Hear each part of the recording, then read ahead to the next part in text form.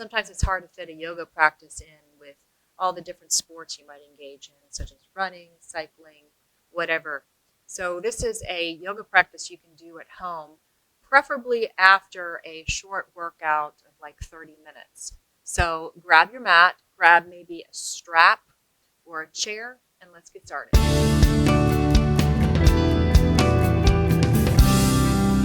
Let's stand at the front of your mat with your feet hip distance apart. And I like to put my feet a little bit wider because it's just more comfortable. And spread your toes out because lots of times, especially if we're running or if our shoes are squeezing our feet, they don't get a chance to really get a nice little stretch. And if we look down at my feet, I have a little bit of hobbit feet. And just kind of just swing your hips around, make some figure eights or circles.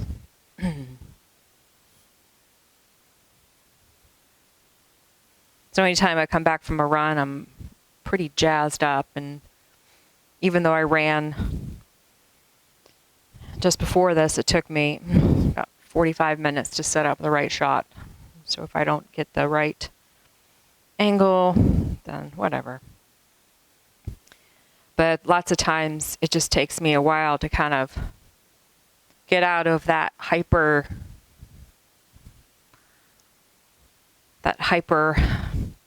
energy and restore into a little bit more fluid, softer energy. So I kind of swing back and forth just to kind of let the body move in different directions than it might have been. So let's bend over from the hips. So lots of times we crunch over, but I like to slide my hands down my legs. So let's come into a forward fold. And you can make whatever noise you like, and just notice the lower back. How much is it poofing up? See if you can bend your knees to get some of that curve out of the lower back. And just kind of sway the hips here for a second. Sorry, I'm going to check my shot. Just kind of swing the hips back and forth. So your body is probably already warm. And lots of times a yoga class spends a good part of your time doing a warm-up. So we're kind of doing a warm down, but also a strengthening here. And so just sway back and forth and just get some twisting here again. So I like to put my hands on either side and swing the hips back and forth and just get a feel for the hips and also the tendons that work on either side or the outside of your legs. That's your IT band. But also just all the soft tissue on the outside of your calves as well, and even just those little muscles in your feet.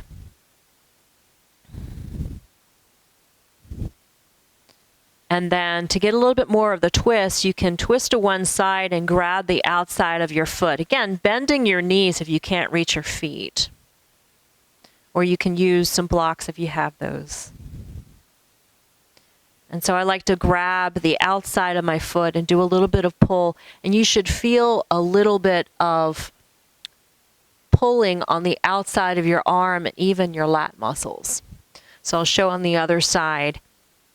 So you're pulling the outside of your foot with your hand, and you'll feel it all on the opposite side of your upper body.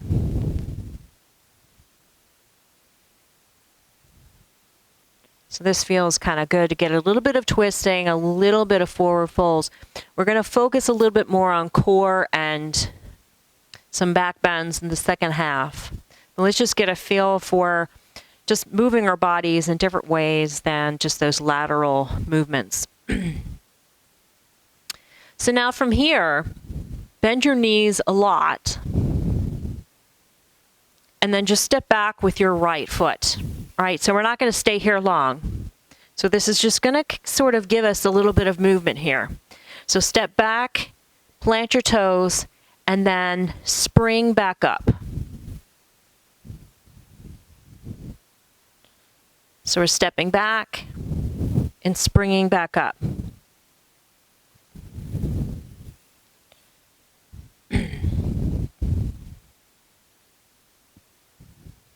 Back, spring back up. So you should feel a little bit of stretching in your toes. So if you can't reach the floor, you can also bring a chair or a step stool or the couch nearby, and you can do this there. So let's do the other side. So step back, just touch the toes, and then spring back up.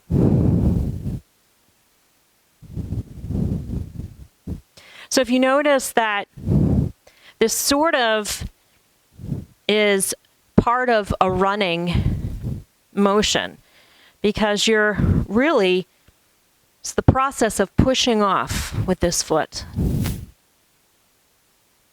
Just do a few here.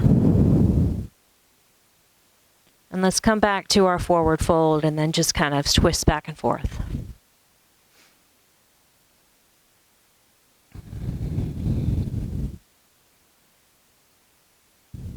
I always hate just always staring down, but it's hard for me to do this without staring down on the floor. I'd rather look at the camera, but so now let's do a little bit of rocking back and forth. So roll onto your toes and then get a little bit of a calf raise and then fall back. And then see if you can lift your toes. You might not be able to do that, but you might feel as you raise on, I mean, you're definitely going to feel your calf muscles when you come onto your toes. But as you come off and bring your toes off the ground, you're going to feel a lot of stretch in the back of your legs, but also feel a little engagement in your shins. So let's just feel a little bit of that there.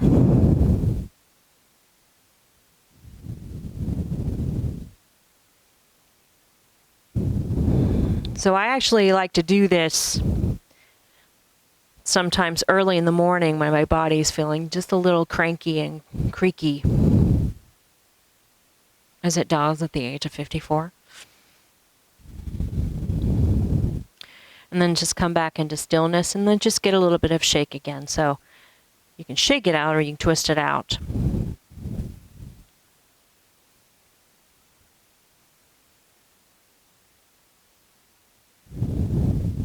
Let's come back into stillness. Now, remember how we brought the right leg back onto your toes? Let's do that again. And yet we're going to stay. So let's come onto the back toes. Plant your hands and just kind of feel this for a moment.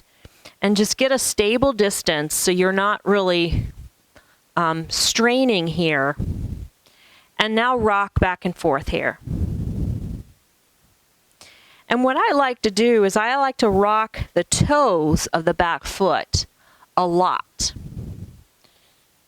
because the ankles don't get a ton of movement. There's just a lot of they don't get a lot of stretching. If you're running or doing a lot of walking, you know, you might get a lot of pressure on them, but they don't get a lot of stretching, a lot of strain.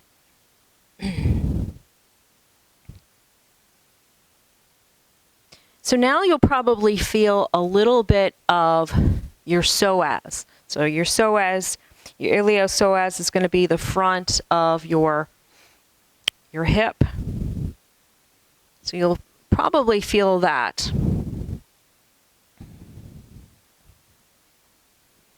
And now drop the back knee, the right knee down, and then push the front leg straight. And you can bring the toes up if you like.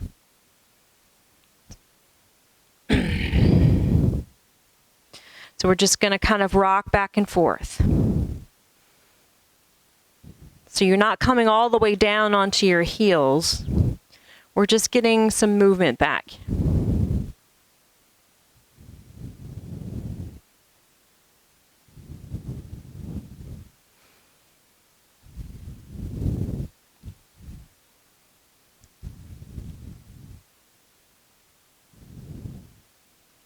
And then come back into stillness, and then reach your hand really, really far in front of you. This is your right hand.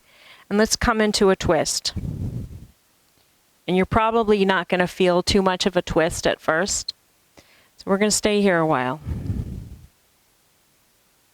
And you can bring some padding under your knee, your right knee if you'd like. Just see what the twist is. So there's a different posture with the knee kind of coming out. We're going to keep the knee in. So I like to do that posture in a more yin practice. But this is kind of like a hybrid of power yoga and hatha, even though hatha is all-encompassing. It really is the more active practice of what we consider asana. So I like to just feel this deep into the stretch, into the twist.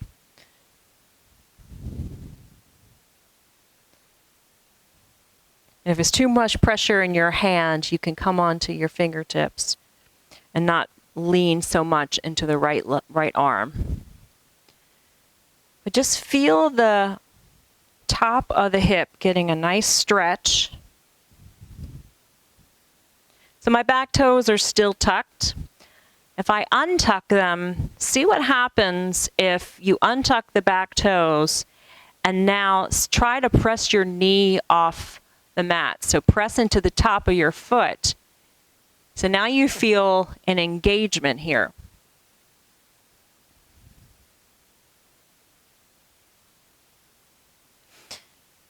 So that might be a little much for some people. So I just like to feel the twist.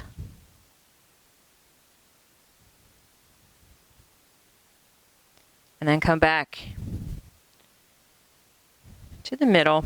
And then get that movement back in. So stretch the front leg straight. Again, doesn't have to be all the way straight. And now tuck the back toes. Best as possible, come back into your forward fold.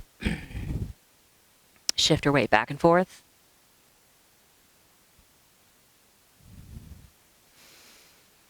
And so now let's do the other side. See if I remember everything we did. So let's draw the foot back. And then bend the knee.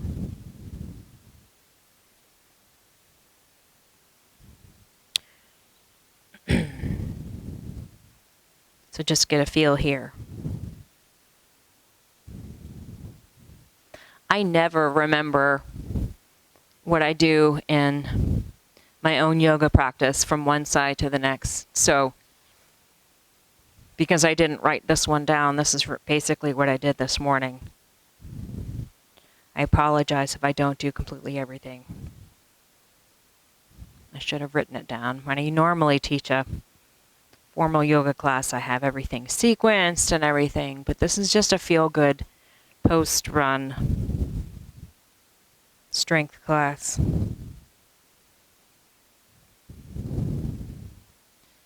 Just get a feel there, and then bend the knee. You can keep the toes tucked, and then straighten. You can draw the toes up or keep them down. Come forward.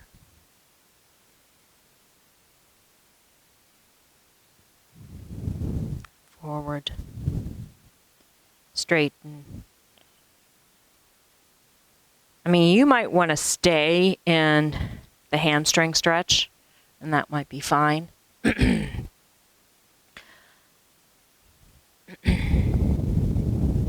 But these dynamic stretches feel really, really good for me, especially as I get a little bit older.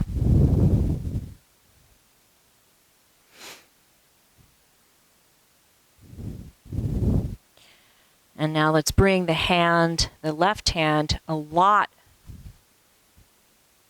forward, and then come into your twist.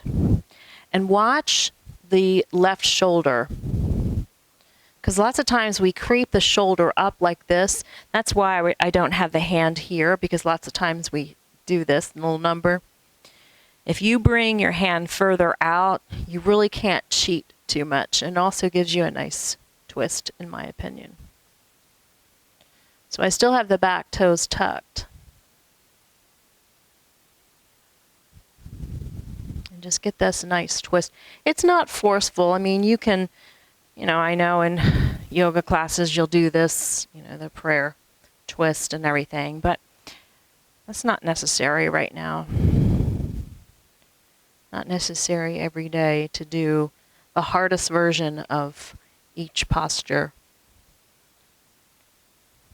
I know some days it just feels good to just move some of the soft tissue around and see if you can feel things in different ways.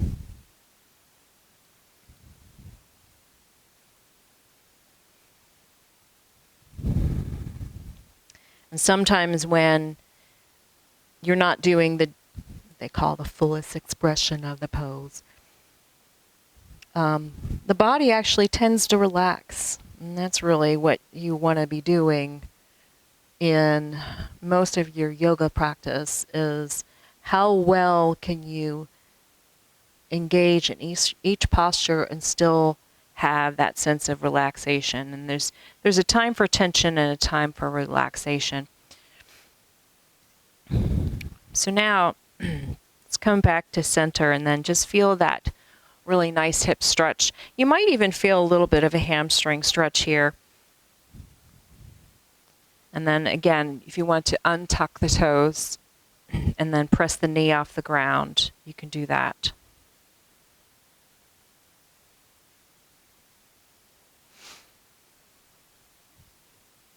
This is a little bit more of an active pose, and then just bring the knee on the ground as a more passive pose. And again, in the mornings especially, I will actually bring my elbow down and do a nice stretch here, but that'll be another time. So now let's tuck the back toes and then kick back up into a forward fold. And then just kind of shake it out. If you like vinyasa, if you're addicted to vinyasa, which I am not, you can take a vinyasa. But I always just like to just get a feel for just the hips staying mobile. So now let's just kind of come like a rag doll up to a standing position. So now we're going to do a little bit of strengthening here, not a lot. So what I like to do is I want to show you a posture that's very popular in yoga. And for, I would say, about the first 10 or 12 years I practiced yoga, I did it wrong. But, I mean, there's really no right or wrong. But for me, there's good and better. And especially if you're a runner and even cyclists, you're going to get some tight hips, some tight psoas. Because when you think about it, especially if you're sitting down a lot all day, all this right here gets really, really tight. And then when you're trying to run, you're doing this and you're kind of all over the place. Whereas if this is stretched and strong, you're able to fire the legs. So you're able to use the proper muscles you need to pull up and push back. Sorry, I can't stand when I can't see my shot.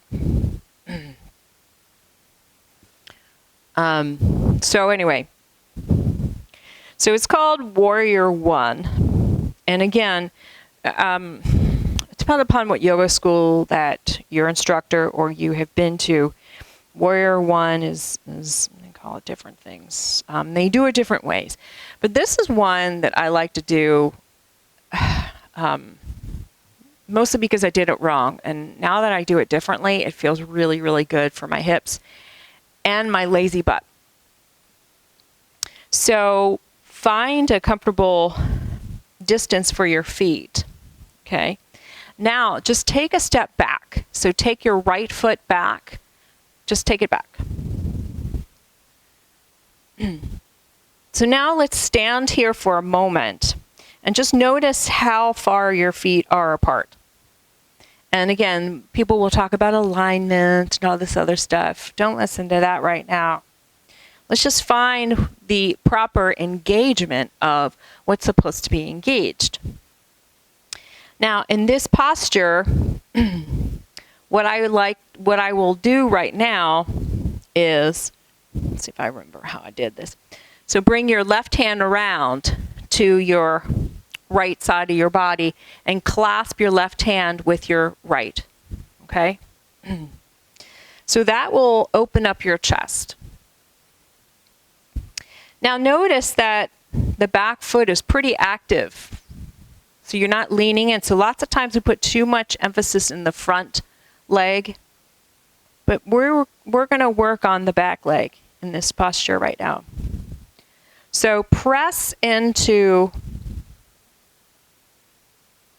the back foot. You can maybe bend the knee just a little bit. Just maybe do some pulses. Do you feel your butt engage? So just a little. So pressing your heel into the mat and then so extending the leg and just bending it just a little bit. That's really the butt muscle that needs to be engaged in this posture. And lots of times it gets a little lazy. So lots of times you also hear in Warrior One is to press into the outer blade of your back foot. And that's fine, because that'll keep your foot from coming off, whatever. But what I like to do is, even though the back foot is planted and the blade is planted, I like to press down with the big toe mound. So feel this right now, pressing the big toe like you're going to pull your heel off the mat. And see if you can imagine pressing in with your big toe and trying to push your right foot behind you further away. So your back leg isn't really locked and straight. It can be, but if that's uncomfortable for you. But we're talking about strength here. So keep pressing, like you're trying to push your foot away from you. Now, keeping that engagement, bend through your front leg. So this actually gives you even more. Is your butt on fire? Probably should be. Probably will be.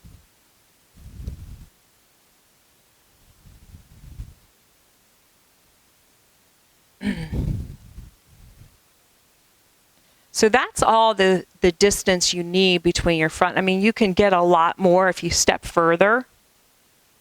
You get a lot more hip. But then keep pressing into the big toe mound, like you're pressing it away. And now try to open up this hip.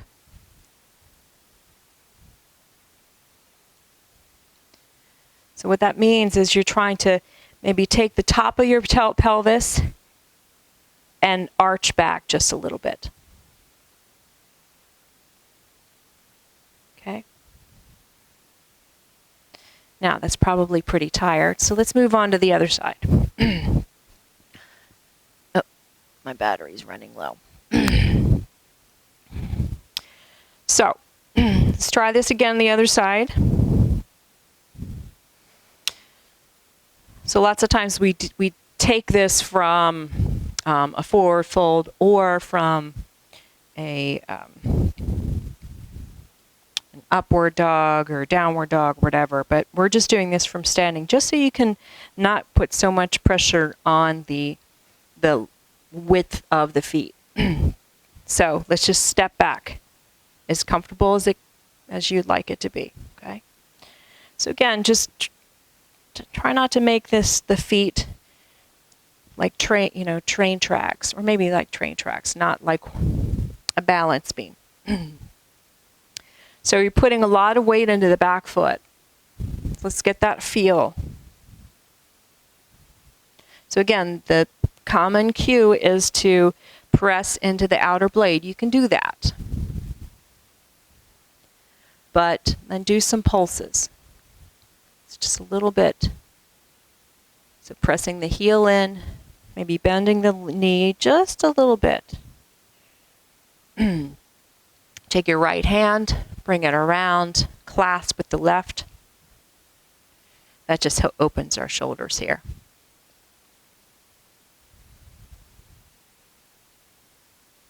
So just imagine this is sort of what happens in a runner stride.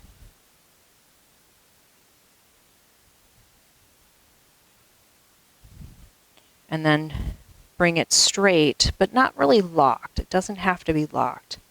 So let's just feel this engagement here. So now press in with your big toe. Press in with your big toe. And now see if, so it helps if you bring your torso around. And now try to press your torso away. So right now my butt isn't engaged. This is so, it's probably tired.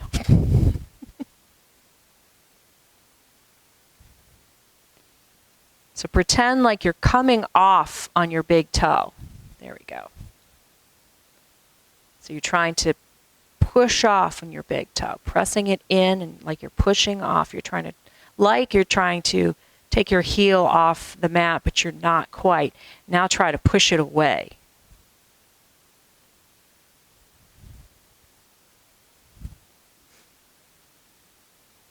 Now your butt's on fire. Quad is probably on fire. And now try to bend with the front leg.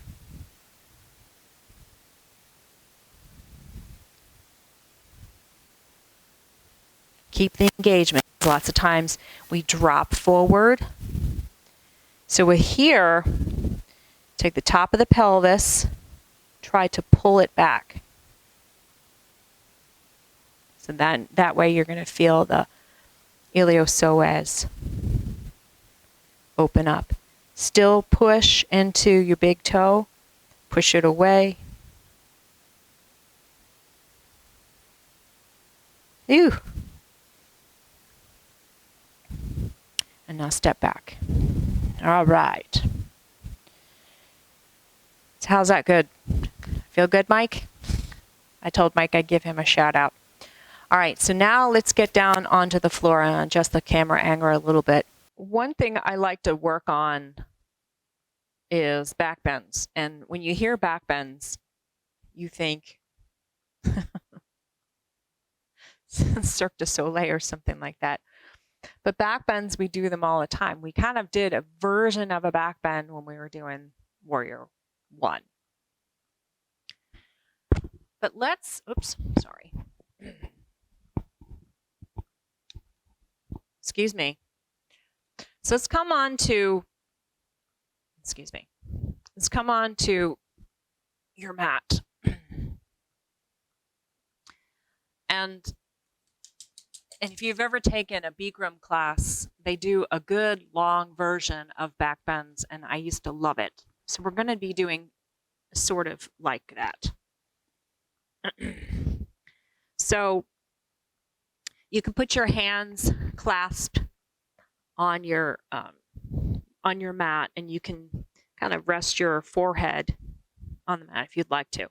And notice how awkward this feels at first. It really does.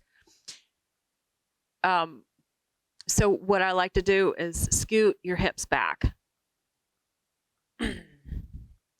So hopefully that feels a little bit better. Excuse me. So keep scooting your hips back, and it hopefully will open up a little bit of space in your lower back. So the first thing I want to emphasize is lots of times in back bends, we torque too much into our lumbar spine. So lots of times we do everything here, but we don't get much of our upper back. And of course, that's the lumbar spine is where we have the most mobility. He's going to drive me crazy the whole time. But what I like to think or imagine in many of my back bends is a little bit of a crunch. And that sounds a little backwards, because crunches, you think about bending forward or bending up or reducing the distance between the bottom of your ribs and the top of your pelvis. But this way, it's just a slight backwards tilt of the top of the pelvis. And of course, your pelvis, if you're not familiar with it, is those two bones that stick out that kind of make part of your hips. So what we want to try to do is we want to try to lift the pelvis. Or you can try to lift the belly button. The belly button, if you're like me and you have a big belly, it's probably not going to come up. But if you bring your hands in front of you and just see what happens when you try to lift your belly button and maybe the top of your hips off of the mat. So what happens is you're pressing in with the top of your thighs. So again, you're pulling up on the belly. So lots of times you hear the cue, pull your belly into your spine. That's really what that means. Pull your belly into your spine. So just try that. Or maybe you're like twerking the floor.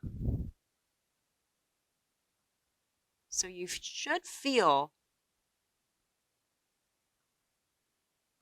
the top of your thighs pressing into the mat as you try to pull your belly and your hips off of the mat. You might notice your butt has kicked in. That's what we're looking for. Okay? So think about your core is also including your butt. So you're just pulling the belly off the mat, top of your pelvis tilts back just a little bit. All right. Now, move your hips back again because they might have slid forward. Now, this is a little challenging, but bear with me. We can do it. Imagine I'm right behind you and I'm pulling your ankle back and away. So imagine I'm trying to extend your right leg. So I'm pulling on your ankle. I'm pulling your ankle behind.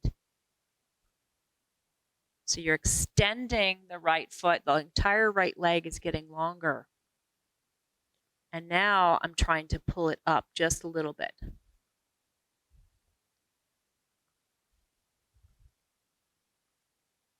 So you're lifting off of the mat just a little bit. Now notice the top of the pelvis is going to be anchored into the mat.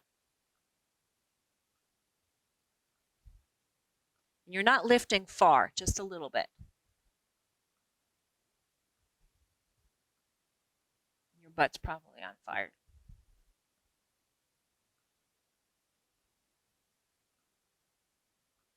And then release. You can wiggle. So again, let's try this other side. So imagine extending the foot. So like I'm pulling on your ankle. We're working on the left leg now. It's getting longer and longer. Now I'm pulling up, and just feel the top of the pelvis as it anchors into the mat.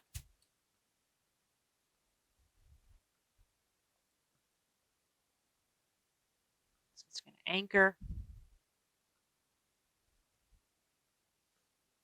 So it doesn't come up really, really high. Because what's going on is, I mean, obviously you're strengthening the butt muscle, but we're just kind of testing the waters here. We're just kind of seeing how tight all this area is. And it's probably pretty tight. So now we're just introducing some movements that'll help loosen everything and strengthening the support muscles in your backside.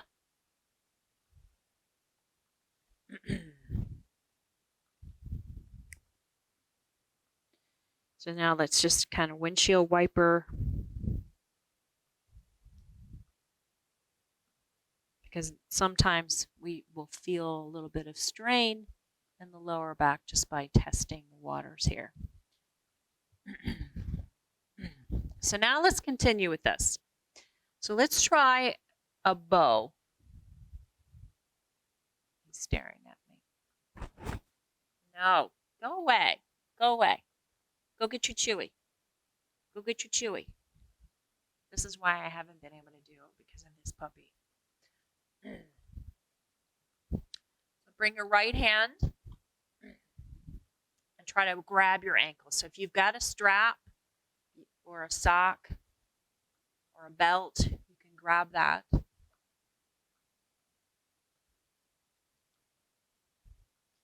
And this is just a quad stretch right now. This is a, hold on for a second. Here's your chewy. Go get your chewy. Now he's going to bring the chewy. So right now this is a quad stretch. Now remember what we did before. We tried to extend the leg behind us. Okay? So anchor your hip and try to extend your leg straight. And you can try to lift your hip up, but that doesn't really matter. So you're kicking into your hand with your right foot, your right ankle. And you might notice that your upper body might come up a little bit.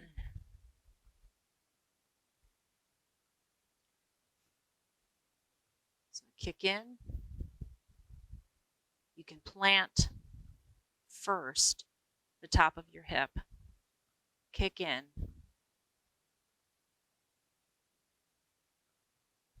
And notice your right shoulder is also opening here.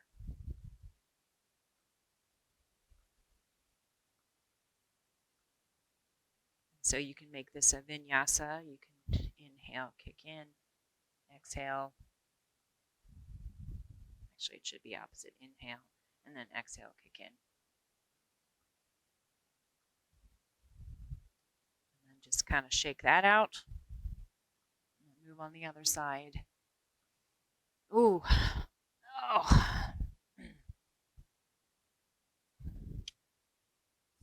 Or grabbing this leg's a little bit difficult. So again, this is just a quad stretch right now. And this might be everything that you have right now. So again, if you have a strap or a belt, you don't have a dog that's licking your foot.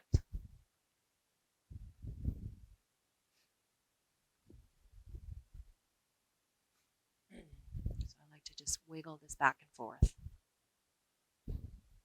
because this is really where my hips are tight, especially on this left side. And again, if this is too much for you, you can come onto your side. I forgot to mention that on the other side. You can just make a quad stretch. That's fine. So again, so you press the top of your hip into the mat, and this is going to get a little bit of a stretch. And then you kick in, try to extend the leg straight, but it's not going to be straight. Just notice the opening of the shoulder, which I really, really like.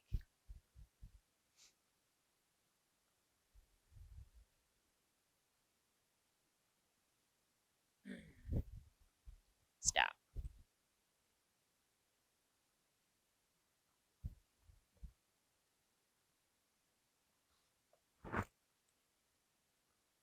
And then release. And then let's windshield wiper the legs back and forth. Go away.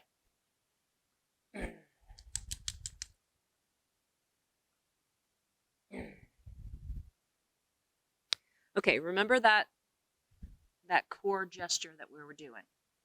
So the top of the hip pressing into the mat.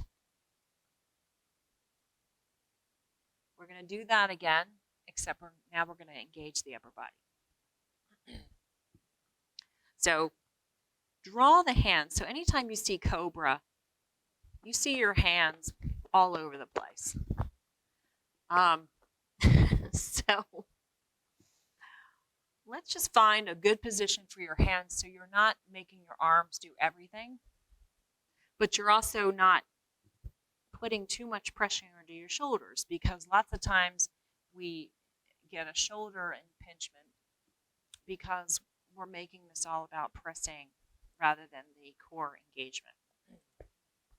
So move, go away, go away, go away, go away. So what I like to do is bring the hands further down. So they're actually well below, they're actually closer to the top of my ribs. Like if I were to put a line between the bottom of my sternum and my thumbs, okay? So that's pretty low. Yours might only be about here. But I like to bring my hands really, really far down. So that way you open the shoulders. Now try to get your shoulder blades to touch. They're not going to touch. And the elbows should be pointing back towards behind you, towards the back of the mat. Now from here, try to pull your belly button off. It's not going to come off as easy, huh? So this is a Cobra Pose. All right? This is Cobra. So you're pressing in with your pubic bone. You're trying to pull your belly button off the mat, which is not going to come. And now you're going to bring up your chest.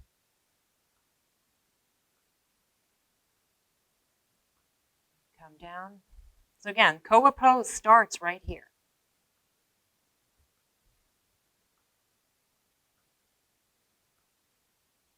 So you start. Try to pull your belly off the mat. Press the top of the thighs into the mat. And then open your shoulders. Try to pull your chest up. Feel that? Feels a little bit different. Open your shoulders. And then come down.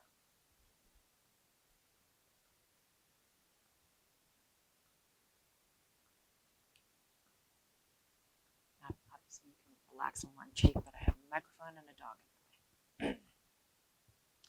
So let's see if we can do a little bit more here.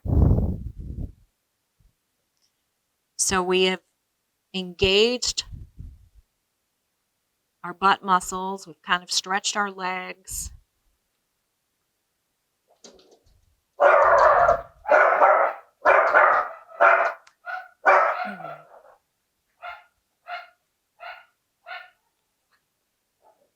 So now, let's see if we can get the entire front body involved in this cobra. So now, we were stretching the legs behind us. See if you can do that. So your legs are engaged. The top of your feet are pressing into the mat. Now, the top of your thighs are pressing into the mat. Now try to press your pubic bone into the mat. Now try to lift your belly button off of the mat and then come on up.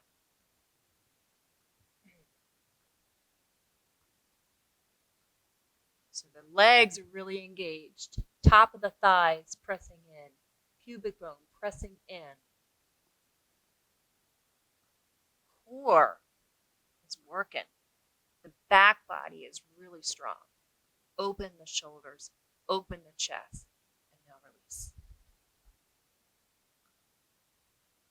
You can come onto one cheek, and then windshield wipe back and forth. And now one final thing we want to try to do. Bring your hands just about underneath the armpits. Tuck the toes. Open the shoulders.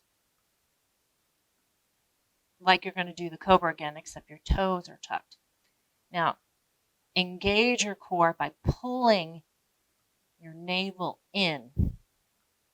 Press in with your hands, like you're pressing the mat away. Your thighs come off the mat.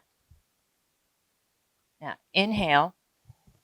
Exhale, press your entire upper body off the mat. Hold.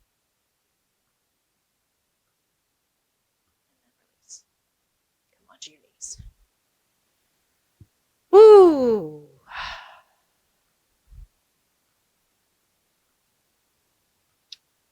Wow. So that's a lot. And if you have time, you can engage in a shavasana, or you can listen to one of my meditations that goes through shavasana. So let's just kind of sit here for a moment and just feel all the different parts of your body that were engaged.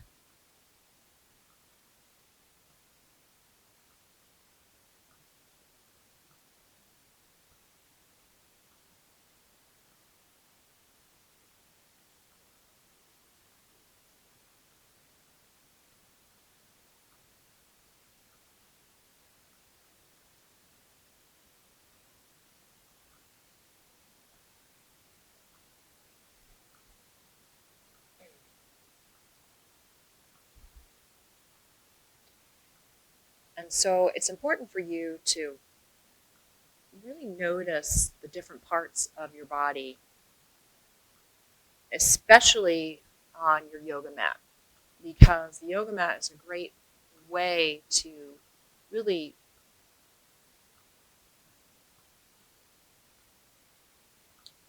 hone your skills about that mind-body connection. Because if you're not paying attention to what your body is doing on the mat, how can you effectively engage what's going on in your sport? Because I know for myself, if I'm running and I'm not thinking about what I'm doing, I'm probably inviting injury, especially if one part of my body is tight.